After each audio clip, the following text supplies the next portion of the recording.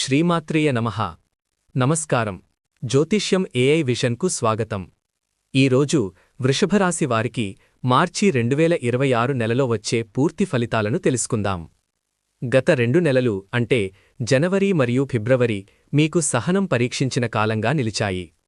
జనవరిలో ఆర్థిక ఒత్తిడి కొంత ఎక్కువగా అనిపించింది. చేసిన పనులకు తగిన ఫలితం ఆలస్యంగా వచ్చింది. కుటుంబ బాధ్యతలు పెరిగాయి. మానసికంగా కొంత ఆందోళన కలిగింది.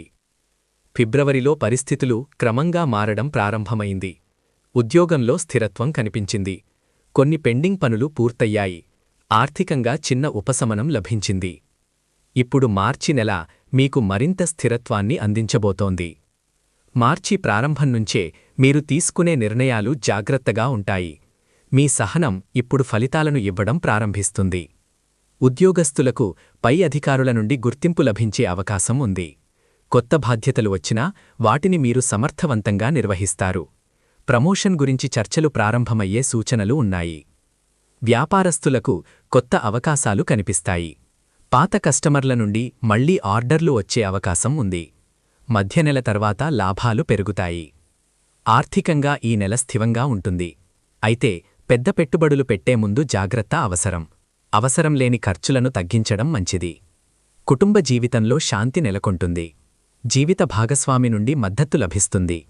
పెద్దల ఆశీర్వాదం మీకు శుభప్రదంగా ఉంటుంది. ప్రేమ విషయాల్లో స్పష్టత అవసరం. తొందరపాటు నిర్ణయాలు తీసుకోకండి.